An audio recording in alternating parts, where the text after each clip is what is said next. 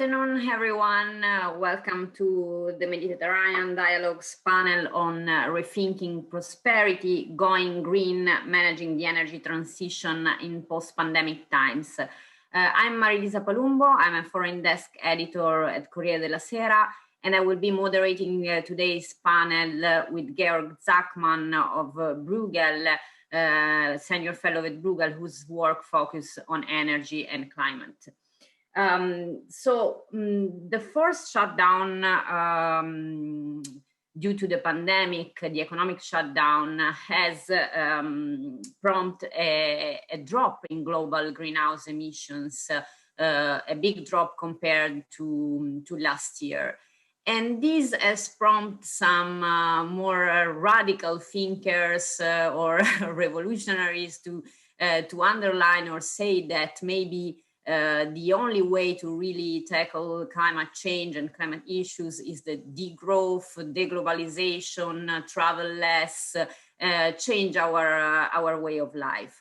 On the other hand, most of the politicians, the pragmatists and reformists say that it is true that the green economy can be the driving engine of a new recovery, a new global economy that has green economy at its heart. And the green transition is particularly important for the MENA region because the MENA region is host to some of the most polluted cities in the world, and it's the region that will be affected the most by extremely hot temperatures. Also, it's the region that has always been at the center of the energy market because of its fossil fuels reserve, but it's also increasingly adopting renewable energies. So we will address all these issues today with a very rich panel of distinguished guests, politicians, businessmen, investors. So thanks to everyone. I'll ask everyone to answer the first question in about 5 or 7 minutes, so we can discuss among us later. The first guest that I'm really happy to welcome is European Energy Commissioner Kadri Simpson. Welcome. So the Green New Deal has really been the poster initiative of Ursula von der Leyen Commission, the most important way that she has chosen to present herself and her commission to the European citizens.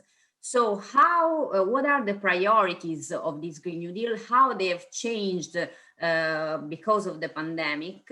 And also, if you are, I must ask if you are relieved that that in a little more than a month, we will have an American administration that no longer denies climate change, but has even appointed a climate czar, which is a renewed international public figure like John Kerry. So how important it is to have an international cooperation on these issues. Thank you for the good questions and good afternoon to everybody. Just tomorrow, the European Commission will celebrate the first year in office. And as you know, during this year, we have launched several very important strategies. In September, the Commission set out a plan for reaching a reduction of 55% greenhouse gas emissions by 2030. So this is our short-term target, base target, but this is a very necessary step to lead us to carbon neutral Europe by 2050. So that is just 9 months after we made this historic commitment, the climate neutral Europe by 2050.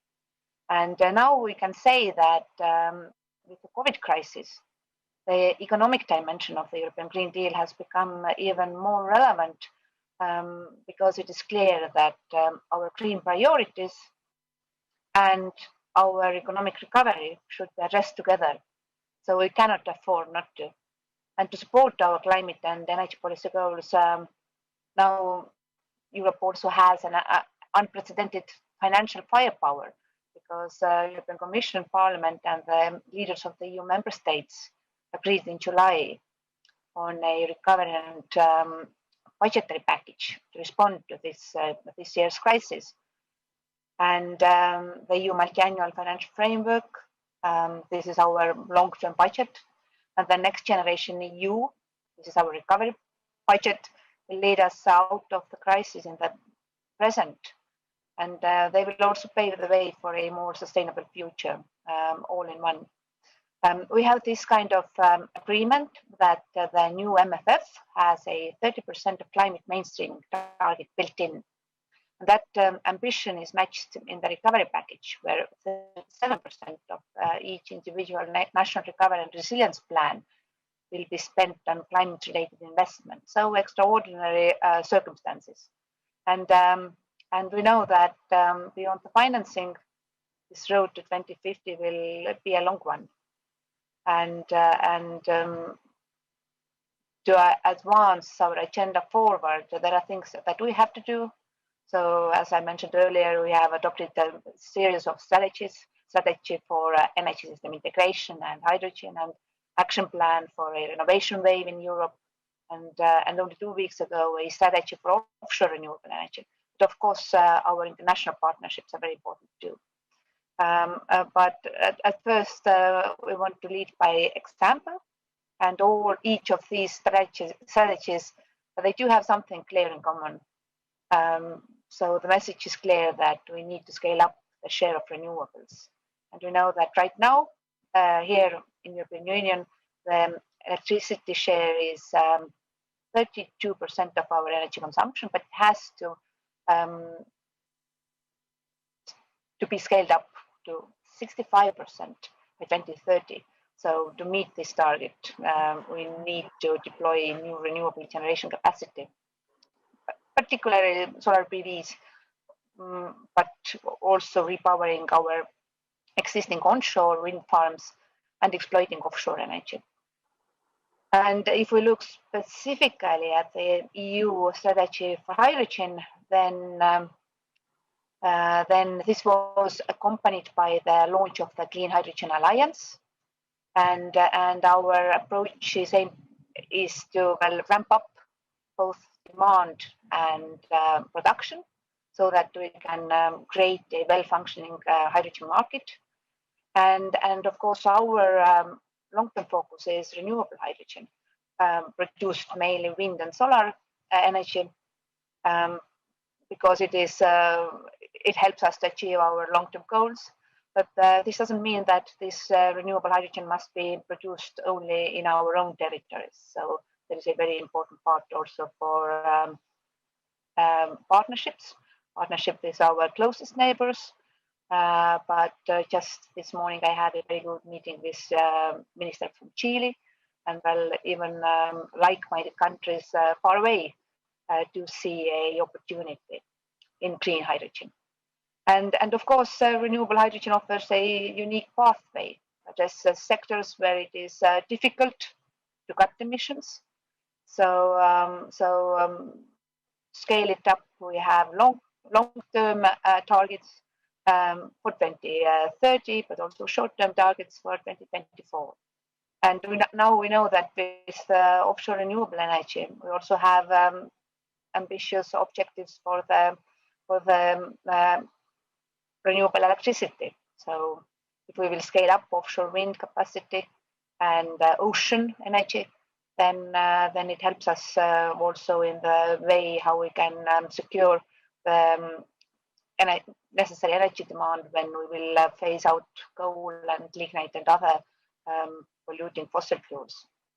So, as I mentioned already, all of our strategies, they do have an important external dimension, and they look at cooperation opportunities with southern neighborhood, in particular North Africa. It is identified as a potential partner for offshore renewables and supplier of clean hydrogen to Europe. And in this regard, thanks to the dramatic fall in solar and wind technology costs, North African countries are increasingly able to generate high levels of cheap renewable electricity, and there is huge potential to develop power to gas technology and produce green hydrogen for local consumption and possibly for export. And as you know, Europe is a prospective importer of these forms of carbon neutral energy. And we are very interested in deepening the cooperation with the countries in the Mediterranean region who share the potential and the commitment to transform and develop their green industry. So we have a lot to learn from one another.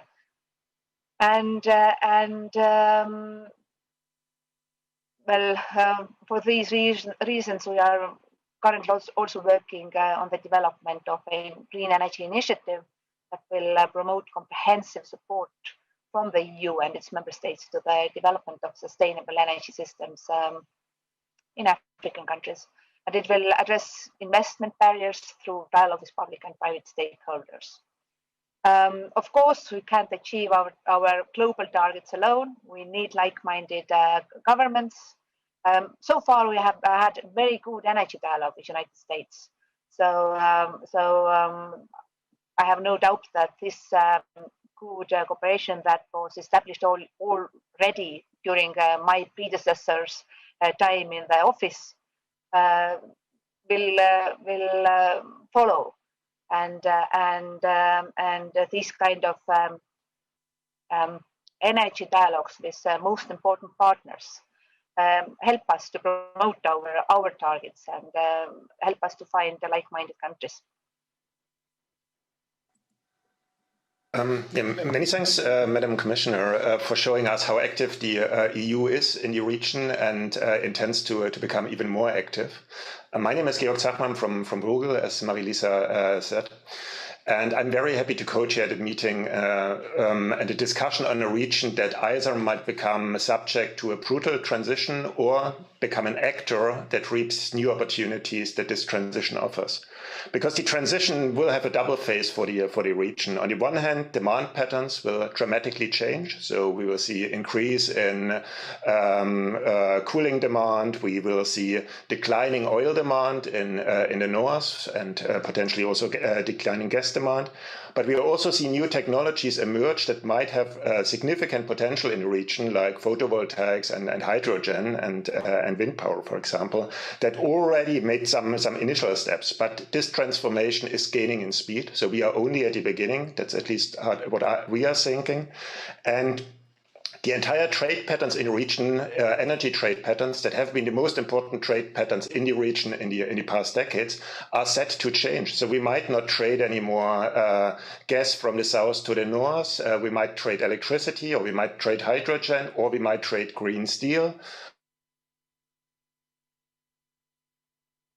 So here is an extremely exciting region that we want to look into today. And it is my pleasure to introduce the next speaker, who is Francesco Della Camera. He is Director General at IRENA, the International Renewable Energy Agency. And IRENA is one of the main driving forces to promote the transition towards the use of renewable energy on a global scale. So they are not just looking into the Mediterranean. And I would like to ask him, as he is working at the multilateral institution, whether he sees any benefit in multilateral approaches to engineer a green recovery in the region. Francesco? Thank you, George, and thank you also, Marilisa. Thanks for your question. And leading the one multilateral, intergovernmental organization as IRENA, that's my reaction is immediately that we believe in multilateralism, and also we hope that the new US administration will bring more enthusiasm in this way.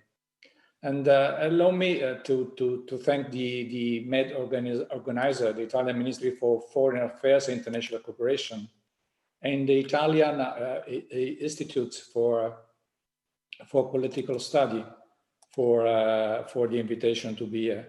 It's also a pleasure to be with to sharing this opening remark with Mrs. Simpson. I think we are getting used to this, to have virtually meeting and where we have shared panel or presentation. So it's always a pleasure to be with her and recognize her leadership in the European Commission.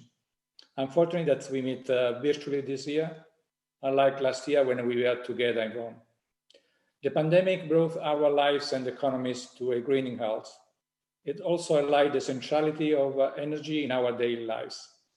As government take decisions on recovery measures, there is a pressing need to prioritize the energy transition and invest in technologies and assets that are fit for the 21st century.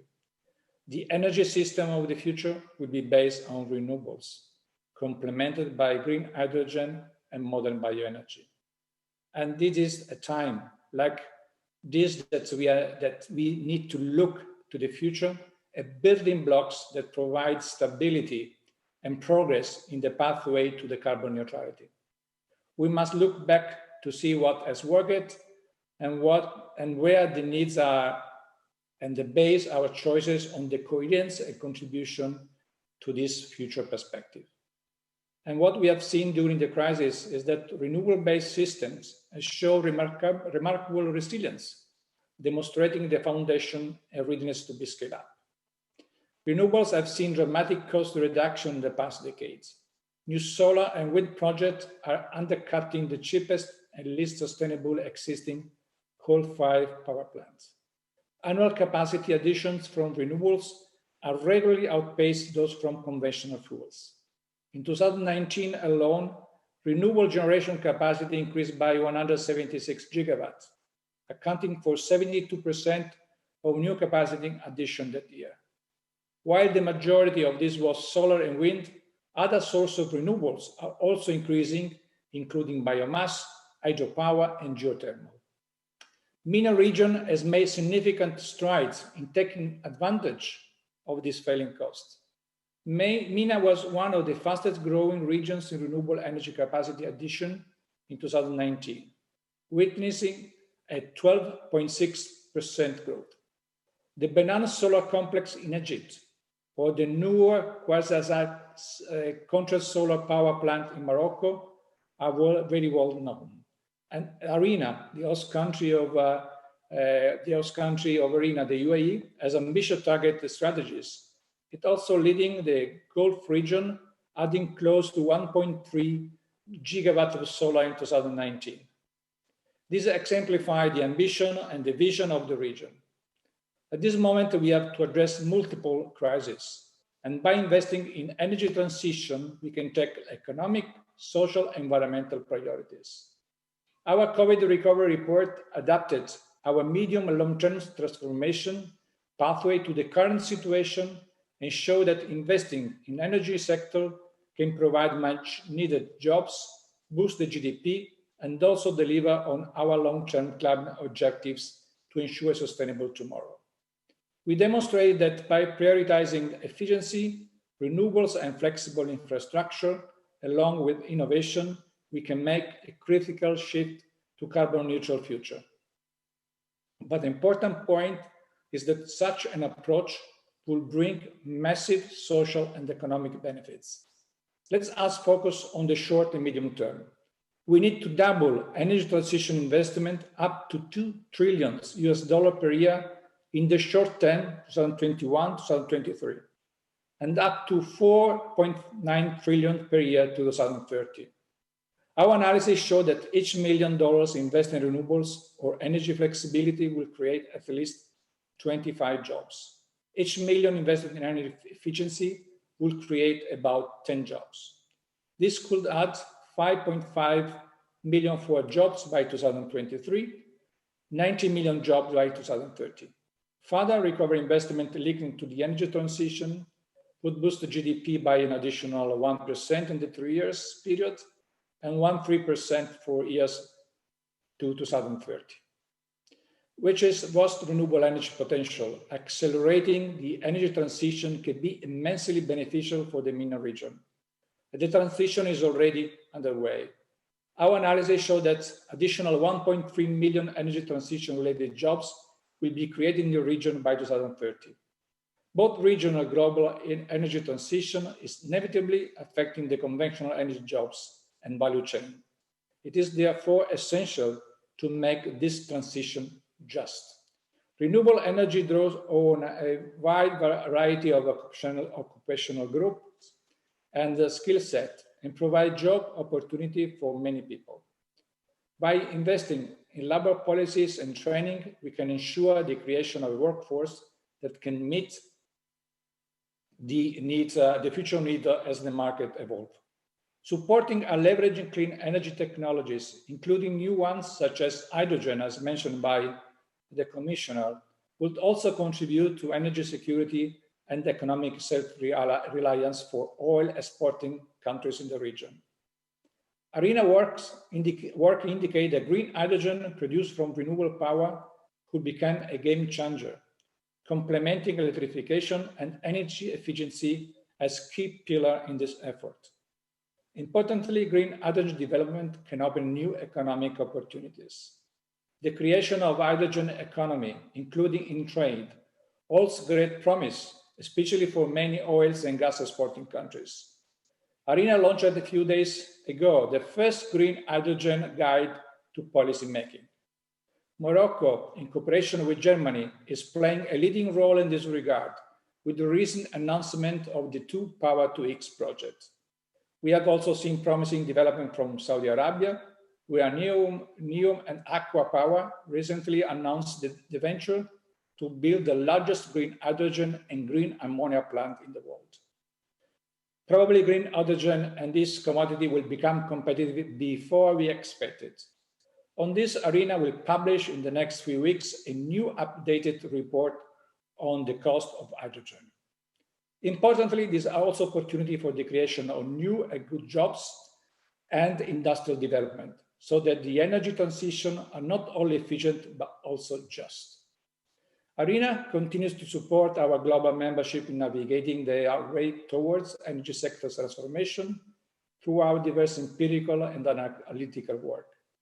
Our work in the Mediterranean falls within the framework of the Pan-Arab Clean Energy Initiative and the Southeast Europe Regional Initiative. We work with key partners to enhance local capacities, disseminate best practice, and to improve resource assessment. For example, in June, IRENA launched the Renewable Energy Outlook for Lebanon, which provides recommendations on how the country can achieve its 30% renewable electricity supply target by 2030 in a cost-effective manner. Similar studies are currently under preparation for Albania, Jordan, and Tunisia. IRENA also fosters international collaboration, public-private dialogue. For instance, at the request of its members, IRENA established 5 collaborative frameworks in June, one of which is focused on green hydrogen. And the EU and Morocco were elected to co-chair the framework, which reflect their leading role in this area. The climate investment platform launched at the UNSG Climate Summit is also a prime example of international cooperation and of multilateralism. IRENA plans to operationalize the platform through sub-regional investment forums by leveraging our strong partnership network within the renewable energy value chain. The COVID crisis has accentuated some of the changing geopolitical dynamics of energy security and independence, as well as a global effort to enhance sustainability and equity. While we witnessed one more time the volatility of the oil market, we also saw the resilience of a renewables-based system at the time of economic downturn. There are some new elements emerging from the current situation. Virtually every country has renewable resource potential. That fundamentally change global energy dynamics, given that with falling cost of renewable technology, all countries have the potential to harness indigenous renewable energy resources. Many are already benefit from ambition in this regard in using renewable energy to create new alliances and influences. The variable nature of some renewable sources, namely wind and solar, are managed not only through technologies, but also market solutions. Growing the share of renewables therefore promote cross-border cooperation, which in turn create new co-dependency and political dynamics. Now is the time to get out of the energy silo and promote a holistic approach that considers not only the technology choices, but also cross-sectorial and geopolitical aspect of the transition. IRENA is working on all these aspects to enable a comprehensive approach to energy that's our time and history demands. We remain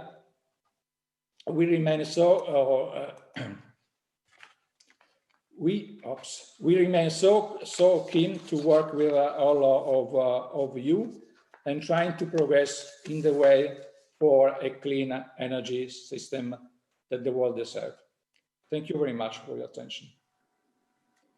Thanks a lot, Francesco La Camera. And now our next guest is Michele Crisostomo, who is chairman of the Italian energy giant Enel, which operates in more than 30 countries. I think, Michele, that you are from the south of Italy, like I am, if I'm not mistaken.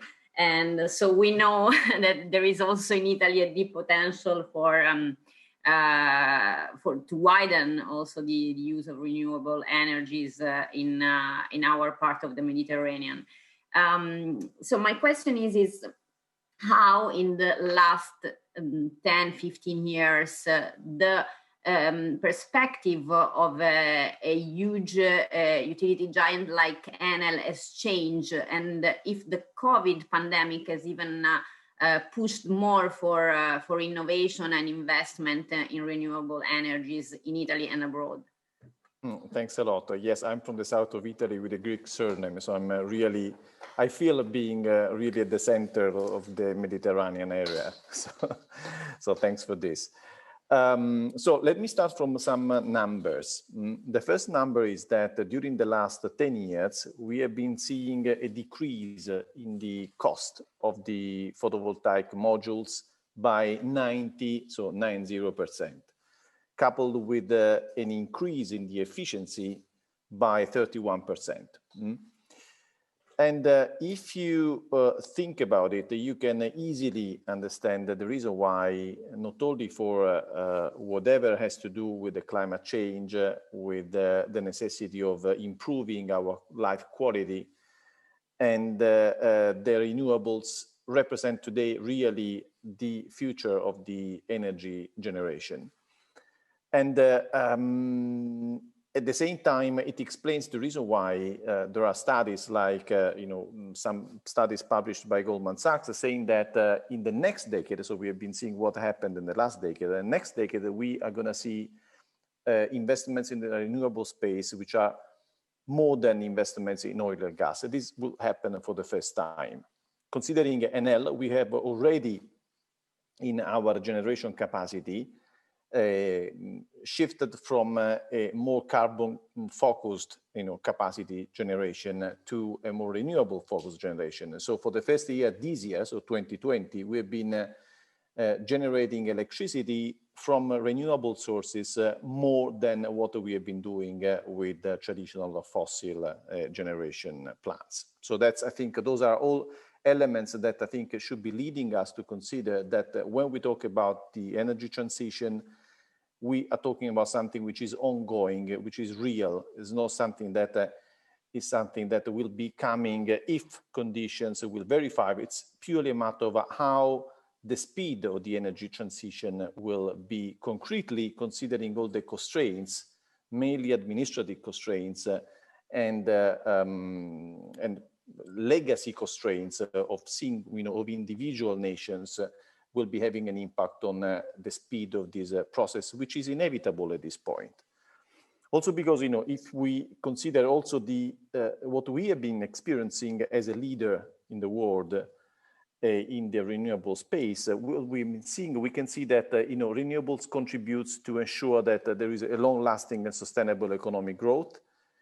You can build, which is, I think, pretty significant, a local competitive advantage, and you can improve the energy independence. And on top of this, of course, the energy transition will be creating new jobs and will be stimulating a new value chain with many socioeconomic impacts. I think an element which is pretty relevant is that the renewables have a decentralized nature. So we come from a world where we have oil and gas production, which is concentrated in few countries. to a space where, as it has been said also by Mr. Lacamera, a few minutes ago, we have a lot, most part of countries, or even all countries, may have a source of renewable energy, which I think is another key factor of the reason why from this transition we will see a drastic change also in the geopolitical balance between countries. And the decentralized nature of any renewable project will allow small projects that can be implemented associated with the needs of small communities, which will be implying other potential developments. First of all, the development of grids, of networks. We have to put all the potential sources of energy in a network so that the energy can flow from the source to where the energy is to be used, but on the assumptions that you can have the energy generation close to the place where the energy needs to be used. And this has to do with the independency, as I said, of the communities, with the fact that communities can think of a sustainable development of the local economic environment in a way that has been unknown so far. And in all of this, if we have to consider what we are doing as Enel is, as I said, has been today producing already generating energy from renewable sources more than what we are doing with the fossil sources. We have a target of decarbonization that we have anticipated by 2 years with respect to the 2030 objectives. That was already challenging, but we are committing to do better than what has been envisaged until the last business plan. We have been announcing our new business plan also with a 10 years vision for the first time a few days ago. And out of this business plan, you can see that we are planning to more than doubling, we will be increasing our renewable generation capacity by 2.7 times what we have now, moving from the current 45 gigawatt of generation to the target of 120 gigawatt generation. So that's a huge space. And just to give you the sense of how this will be in the context of the more general market considered, our expectation is that we will be increasing our market share by few percentage points. So we think, and that's really a target of remaining as we are the leader in the world of renewable generation, we'll be moving from the current 2.5% of the global market in this space up to something close to 5%, which means that you have a lot of players, spread throughout the world. And that has to do with the fact that renewables have in front of them a really big space. Again, let's work on the constraints. We have the technology. The technology is cost efficient.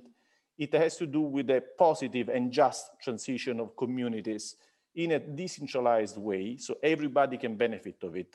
Let's work on the constraints. And in this, the European community is doing an excellent job. We have heard that the words of the Commission that goes really in the right direction. Let's work on it. Thank you, Michel. So it's very good to hear that it's not about the direction anymore, but it's more a question of speed of the transition now. So let's get up to speed. And I would like to give the floor to Tarek Hamane now. He is Executive Director and Head of the Development at MENA, and MENA is the Moroccan Agency for Solar Energy, a public-private developer of renewable projects in Morocco. And so we have heard a lot about the great potential that countries also on the southern side of the Mediterranean have.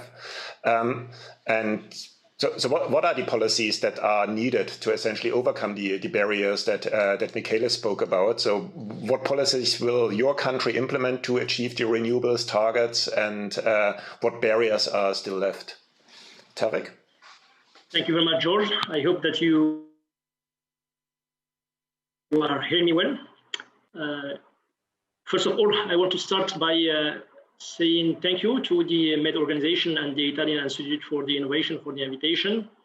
I'm not Italian, but I used to to live in Italy, in the south of Italy, for 2 years.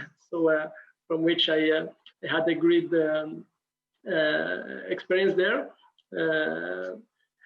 First of all, maybe just a few points regarding what we did in Morocco. As you know, Morocco has started its path for the decarbonization of energy from almost 11 years ago, starting with a clear strategy that places renewable energy in the heart of the electrical mix with a clear targets, 52%, minimum 50% by 2030 as an clear objective for the electrical mix.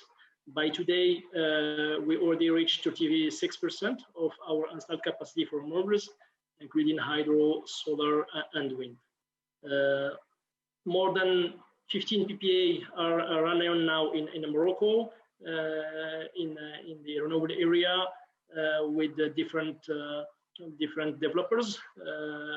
We do work for different developers over the world, and of course, one of the most interesting achievement is we held here in Morocco the largest solar complex in Ouarzazate, multi-technological, with interesting and large facility for storage, of course, in the wind field also. So, and if we do to consider only the projects that are under construction or under financial close today, almost 4,700 megawatts will be added into the grid by the next 2 to 3 years, which allow us by 2023 to reach the 52% of our installed capacity, which means that in fact we will reach our target of 2030 earlier we hope within the next three years.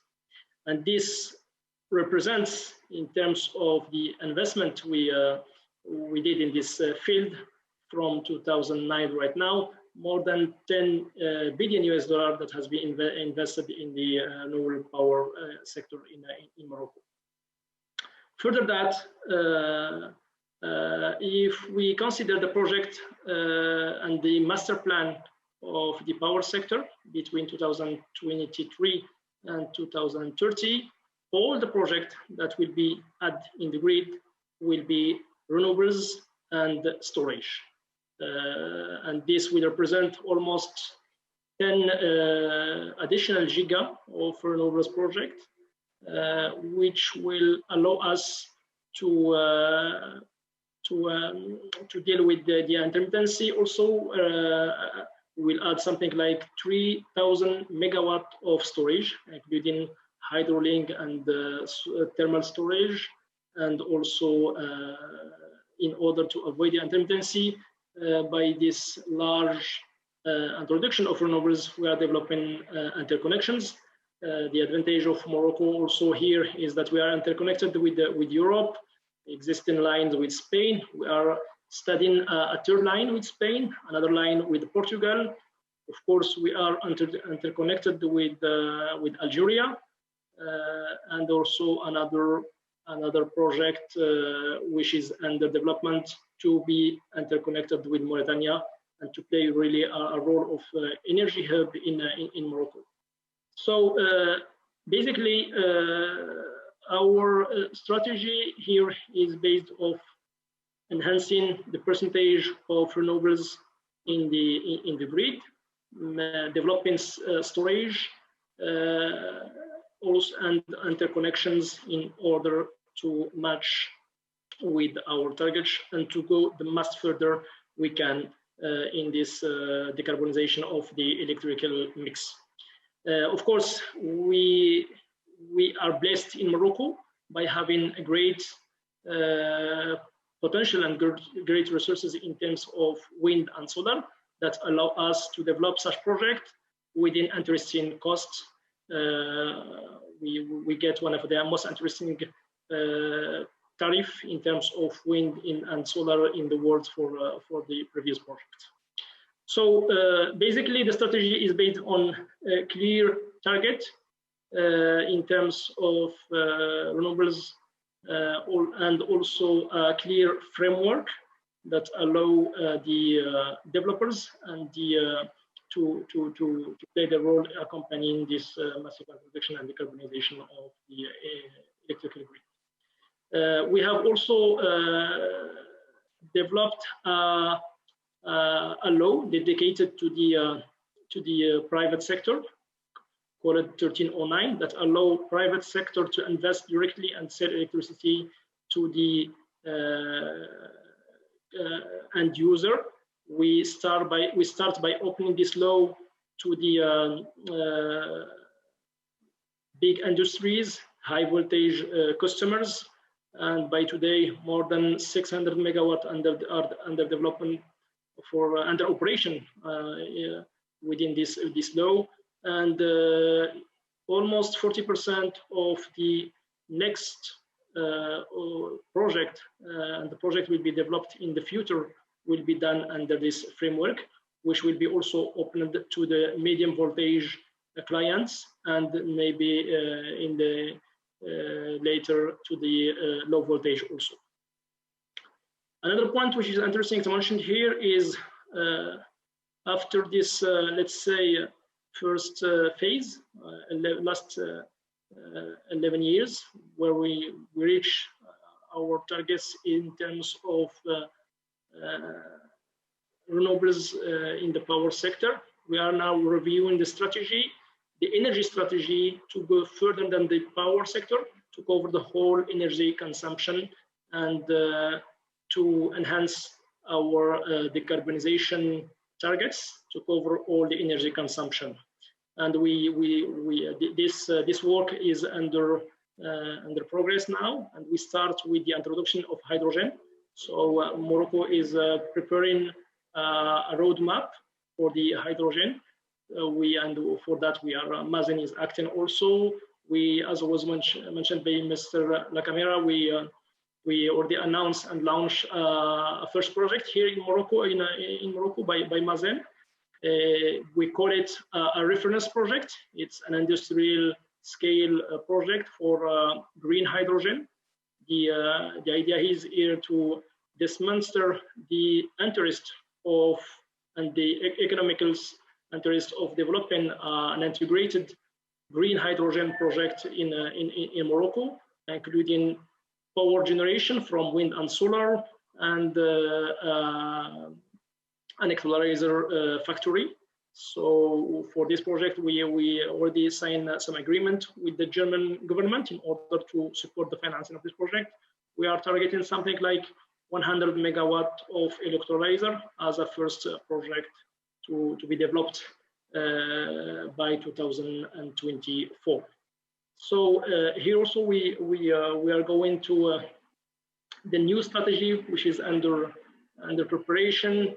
We'll define the targets for we'll update the target for 2030, and we'll also define target for 2040 in terms of electrical mix, but also in terms of all energy mix, taking into consideration the all news here, like hydrogen, also the introduction of battery storage and other new solution.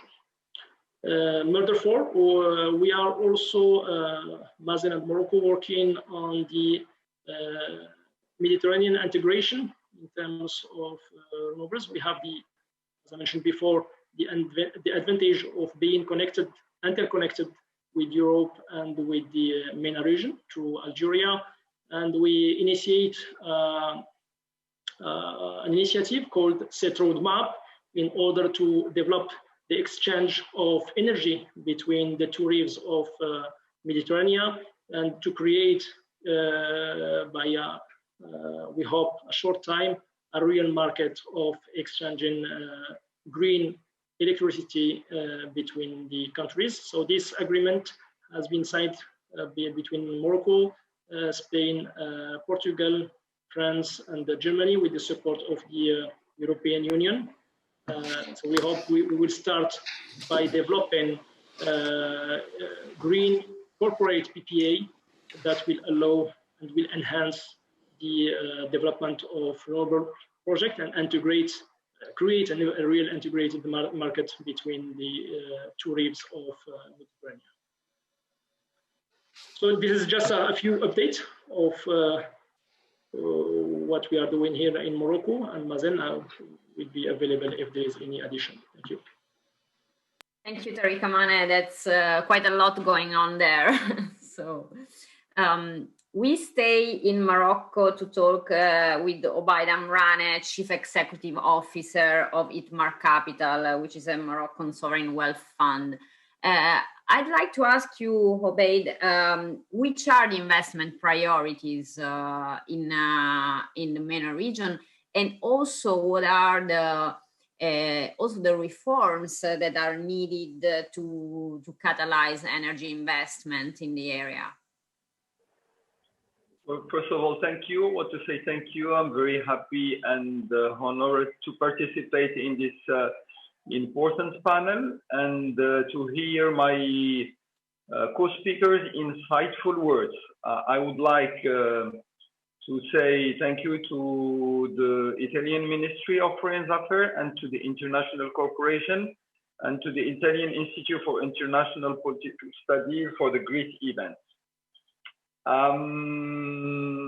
I didn't get the opportunity to live in South Italy, but I do have the opportunity to appreciate either the north and the south of Italy. So just to begin with these words, just to come perhaps with what has concluded Tariq with speaking about the set roadmap.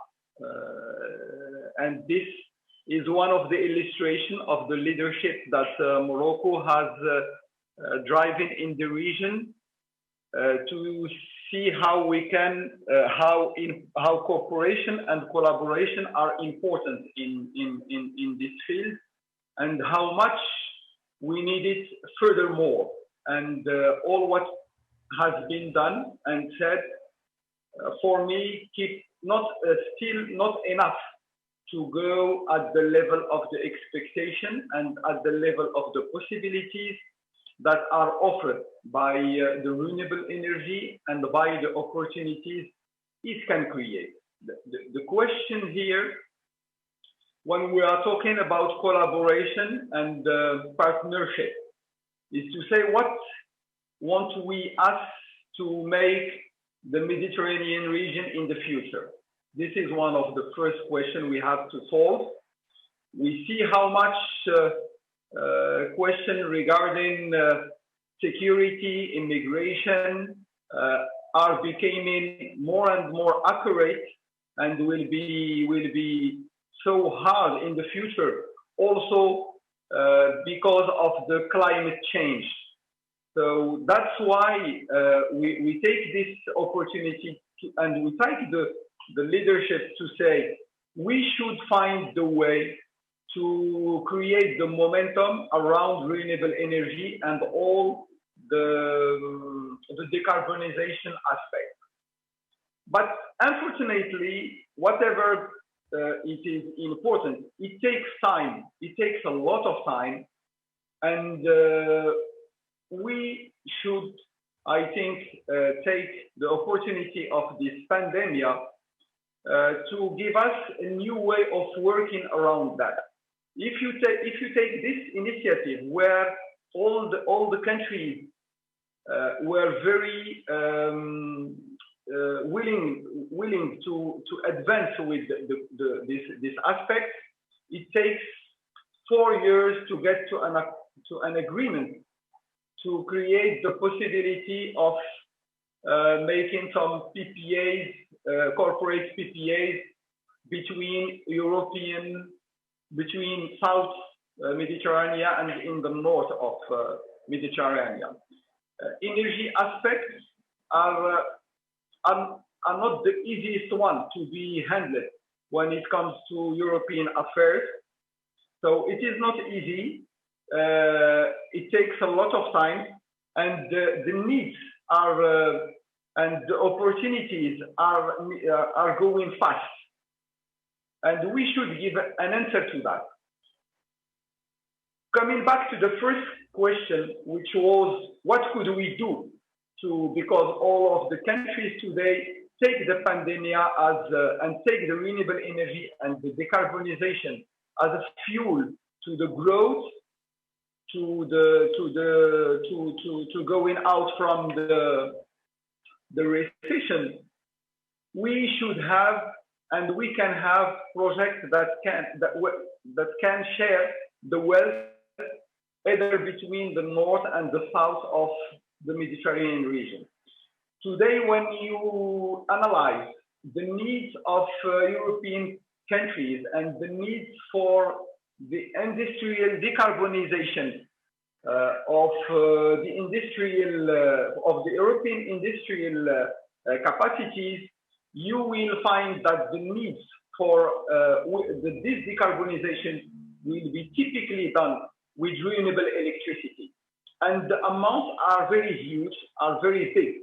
So we do need to foster a real collaboration constructed on a new set of making new collaboration that goes beyond exchange of knowledge, creating the framework, but creating the opportunity of co-investment to go in further in this matter. I'm very happy that in this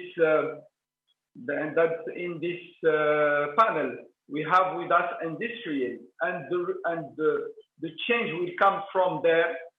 So we do need to have support from policies, from politicians, but also a willingness from industrial developers to create, as I was saying, the way to generate wealth from this new opportunity that is being today on our hands.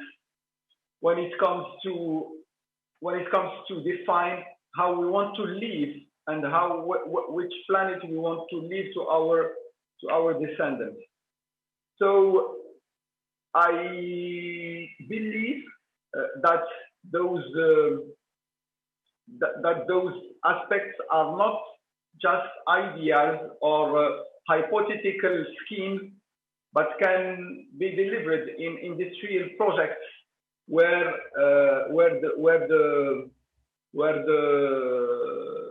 we are in a situation of a win-win concept that can give to the European region a much more stability, much more creation opportunity from the both sides for the long run, to the benefits of their citizens. So those were my comments. A lot of things have been said by Tarek. You ask me what could be the opportunities for investment. I tell you that all things that are related to decarbonization can be shared around the Mediterranean region, not concerning the energy or the electricity of the molecule, but also the green feedstock that can be used in different value added schemes or chains that you can find for industry. And this can also contribute to the strategic stability of the region regarding the world value chain from Asia to Mediterranean, and to make things that are more close to consumer and to producer. Yes, thank you very much, Obaid. That is a perfect transition for a question that I have in the back of my mind, because you allude to the very different ways in which green energy can be essentially an opportunity. And I'm asking myself, yes, there are so many futures, different futures possible, but on which one should we bet? And what will be the economic opportunities for different parts of the Mediterranean? So my question would be to Francesco La Camera, essentially. We might see a world in which North Africa continues to export a lot of gas. We might see a world where it becomes an electricity exporter. We might see a world where it becomes a hydrogen exporter to the European Union. Or we might see a world where, as you say, essentially the molecules are transformed into products like green steel or green chemicals or other products. So what will be the big kind of value movement in the future? Will North Africa manage to move up the value chain from electricity to hydrogen and even to products to export? Or will North Africa continue to stay essentially the exporter of the energy only? Francesco, would you have a view on that? You know, the fact is that there is no real choice between the two options. Because if you want to be in line with the goals of the Paris Agreement, be in line with the 1.5 pathway, it means that coal and oil has already peaked and gas has to peak by 2025. So this is where we have to put the answer to your question. So I think that all the MENA region has a tremendous potential for going as Morocco is showing is possible and is leading on the respect to go for exporting green hydrogen. And this is also an interesting matching between different interests, because as the Commissioner Simpson say, EU has to import energy sources and they want to import clean energy sources. So this to respond to this demand. In the same time, the exporting country may build an industrial capacity that will change the partner of the old way relationship between the North and the South, where the relation between these two different worlds could be more equitable and just. If I have to talk, and I close with this, just about the region I'm based, they can export green hydrogen at a value that is the same of the oil and gas export today. So this is the way to go. So I think that if we all, as world, we want to stay in the limits, in the goal of the Paris Agreement, the sustainable developments, the answer is very clear. So we have to go for, and as I said at the beginning of my intervention, the energy future, the energy system of the future is renewables, complemented by green hydrogen and modern bioenergy. We have no other way. Thank you. Thanks a lot. Back to Michele Crisostomo. You were planning to bring energy from Africa to Europe, to European countries, or produce it mainly for domestic consumption. And the other thing I wanted to ask you is, Enel published a report on cities, on sustainability in the cities. And as I mentioned at the beginning, the MENA region is home to some of the most polluted cities in the world. So I'd like to ask if you are planning to do something there to invest on depollution and so in the cities, also in the MENA region. Thanks. No, thank you for these two questions, which are very interesting. On the first one, it is extremely difficult today, while I can see what Mr. La Camera has just said in terms of what our future will be on, again, hydrogen, renewable sources. And it is difficult to say the way the renewable plants will be located.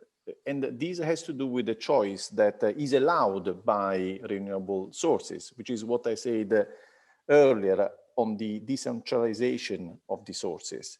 So we are not bound by a specific site, but we can have the choice today on the way we would like the electricity generation to be developed in terms of we want a mega electrolyzer coupled with a mega photovoltaic or wind plants, or we want to have a smaller electrolyzer producing hydrogen so that we can have the storage associated with the needs of a specific community and therefore associated with the local renewable sources plans. This, I think, is a choice that we have today. So it's a matter of us going in one direction or in another. If you ask me personally what I think, I'm more inclined to believe that the energy transition should be freeing us up from local constraints in terms of we have the opportunity through a big investment plan with the investments that are affordable from an economic perspective to have the energy generation really linked to the place where the energy should be used. And in this connection, we go, I think there is a big link also with your second question, which is if we think about the city of the future has to do with electricity. Electricity in the context of smart grids, in the context of grids that will allow digitalization, is really what will be making our cities more sustainable from an environmental point of view and therefore also from a social point of view. Which means that we should be thinking in the sort of integrated process of considering how cities will be developed to have all the chain considered in the context of a specific city, starting from the generation of electricity to the way electricity is will be used in the context of the city, and what electricity should be firstly be aimed at, allowing a city to be digital, which means that we will have a better environment for people, a better environment for businesses. In this connection, I think that, again, as we have the choice today on the way we would like the future to be designed, we have the investments, we have regulators that are looking into that. Let's make the right choice. I think this is where we really need to focus. I'm not sure that we are going in either in one of the directions that I mentioned, but definitely we have the opportunity to make the right choice. So let's really think about it.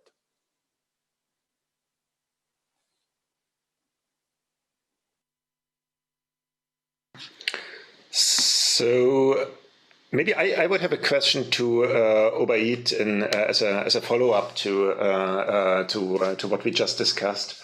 I mean, the EU bets massively on imports of clean electricity and clean hydrogen. My country, Germany, is having a strategy that foresees importing huge amounts of hydrogen in order to meet our energy needs, and especially also that of the German industry, including the steel industry, which is potentially one of the hydrogen consumers of the future. Now, the question that I'm turning in my head, and you heard that in my earlier questions, is a bit, will it be acceptable for Morocco to essentially be the location where all this hydrogen is being produced? So a lot of locations with solar panels and electrolyzers and hydrogen shipping ports, however they are being organized, to then bring this valuable hydrogen to make the big value in Germany in terms of steel plants and their very value added is being produced. Or would you essentially say, well, actually the long shot but real goal will be to produce the steel in Morocco at some stage and to keep the hydrogen and essentially keep the sun in Morocco. So what's the strategy there? Thank you for this question. I really believe that there is no one answer to this question.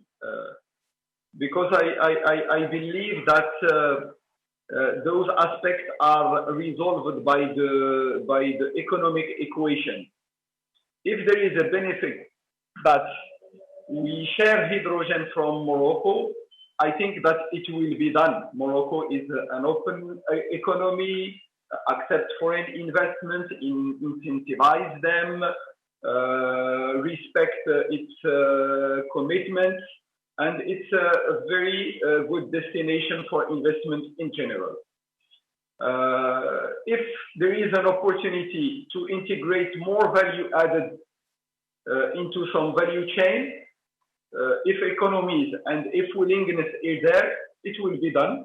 And we have already demonstrated in Morocco that some industrial activity are very well run here, and there is no problem for the other. So there is not only the issue of steel. You can find all the, as I said, all that what integrated a high level of electricity consumption with and if you accumulated also the fact that the green pattern of the molecule the feedstock, you can go far beyond the energy. You can go either far beyond the electricity. So this is the future. And those aspects are not very simple. They need to be studied for long term and have major impact. If you only take the illustration of what Tarek has said regarding the SET roadmap, which is the sustainable electricity trade, a study that has been conducted in the framework of this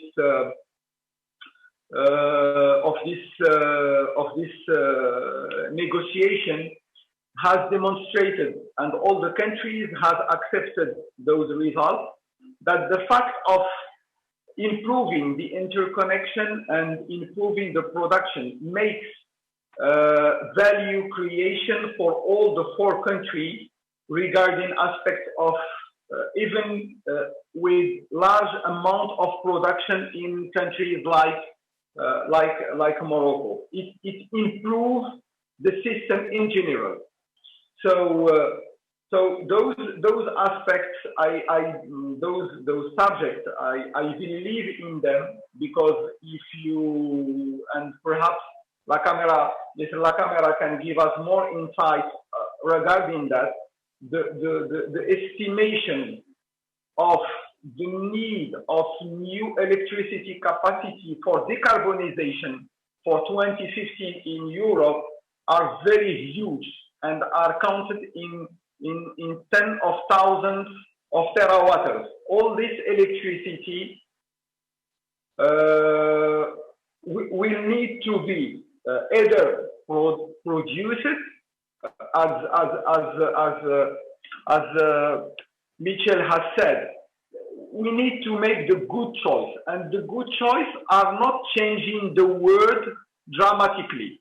Things will be constructed progressively, and in those progressions, we should have the good path, and we should have the right decision that are not constrained by short-term agendas. This is very important for me, and this is what makes long-term projects de-risky, better to use, and create wealth for everybody. So the decarbonization can definitively be a good fuel for growth in the Mediterranean region, and we should see how we can improve all the opportunities and how we can handle all the opportunities that can be available for us. Thank you. Thanks a lot. I would like to go back to Tarek Amane to ask him, I mean, Morocco's primacy in renewable energies, you mentioned some specific collaboration with some European countries. So first question is if you think there are more opportunities in general with the European Union, but also if you think that Morocco's example can be important for the region, for other countries around that are not as stable as Morocco, and and can give a path or a model for them. Thank you very much for the question. Maybe before to answer to the question, I want just to come back to the question of George and complete what has been said by Ubaid. In fact, it's an economical question. If there is an interest to produce or to have a local content in Morocco for the whole chain value, it should be done. And it's also related to the quantity. So if we took the example of what has been done in the renewable industry, we start with a few projects, wind and solar, and within the increase of the project to be developed in Morocco, we attract a big player like Siemens to establish a factory in Morocco, which is now producing blades and they're serving the local market, but also exporting. So it's a question of market, of scale, of advantage, of manufacturing equipment in Morocco, or just consuming or just exporting. So here there is, I think, a similitude with hydrogen, because if we look at the numbers and number of gigawatt that has to be developed in order to cover the needs of, if we took just an example of ammonia, Morocco now is consuming something like 2 million ton ammonia a year. If we want to substitute the production of ammonia by green hydrogen, this will request to establish at least 6 giga of renewable project, mainly dedicated to production of ammonia just for the local need in Morocco. If we take in addition what needs the European markets, this will present a dozen of gigawatt of capacity to be installed. So here, I think that because of the scale, because also of the advantage of manufacturing some equipment in Morocco, thanks to the infrastructure we have, good ports, also well-educated people that can, works for such factories, I think it's legitimate for Morocco to target that not only the production of the molecule should be done locally, but also a portion of the chain value, maybe the manufacturing of the electrolyzers or other equipment. So just maybe a few words about what you said before, and I think we have the ambition, but also I think all ingredients in terms of targeting a larger local integration in this field. Coming back to the question right into the experience of Morocco, of course, I think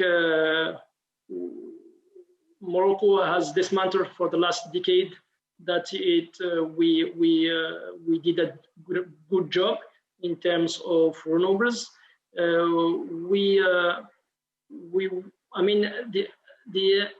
What is interesting to hear to mention about what we did in Morocco is what we defined clearly our strategy.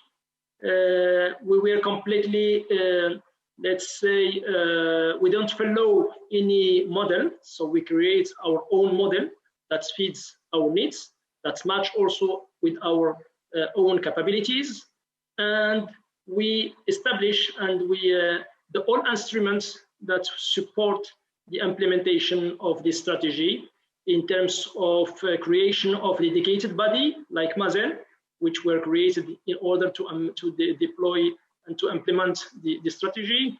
of course, a quite clear and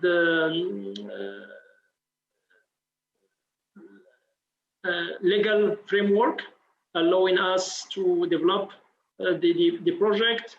Also, and I think a strong, let's say, business environment with also the role played by the banks, the international financial institution, and also the local banks that are supporting many of our project. I think that here also we can, of course, share this experience with our neighbors. So in that field, Mazen is working closely with different African countries, sharing our experience and also trying to develop together renewables project.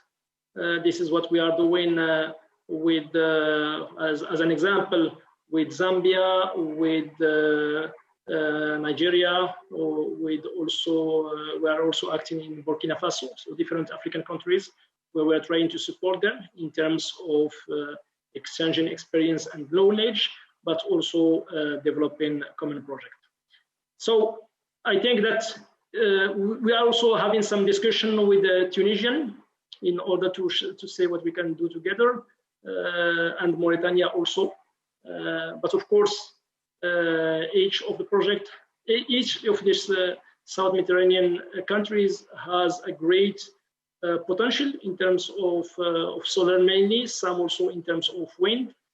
There is, of course, a work to be done in the legal framework, in the business environment also, in order to support and to make the project bankable.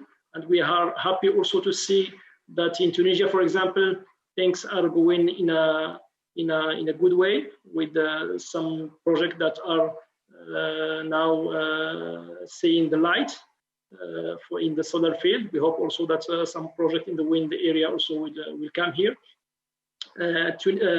Egypt also with a large program, but of course